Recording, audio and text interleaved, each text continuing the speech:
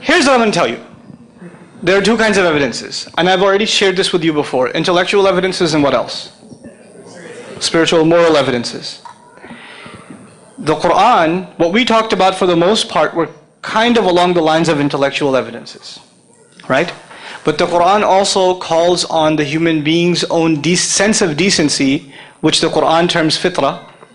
Fitrah, it's a sense of pre-programmed decency inside of us, that what it's saying appeals to reason and appeals to morality.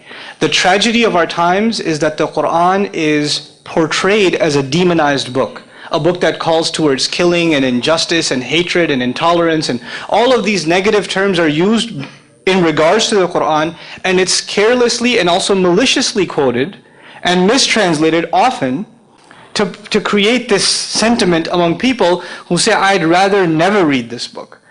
I have met people personally that hated Islam and decided one day, they're at the library, they're like, all kinds of problems. They went to the library and said, might as well read it. I hate it so much, I'm going to read it and get even more angry, right? He reads it at the New York Public Library in Queens, in Steinway. A friend of mine, he goes there to read the Quran, I think he read through half of it, and came out and he was a Muslim. And he told me himself, I wasn't reading the Quran was reading me. That's what he said. It was telling me about my life. Fihi dhikrukum. You'll find your own mention in it. It's talking about you, it's not talking about stories of old times. Now when you talk about external evidence, the external evidence is your own conscience. The Quran is enough as evidence. Actually the Arabs said, is there any other evidence? You got anything else from the sky you want to show me? Something comes down, you know? How about some springs come out of water out of nowhere? Anything else? You know? And what did Allah say to them basically in Surah Al-Ankabut? Isn't it enough for them? أَوَلَمْ يَكْفِيهِمْ?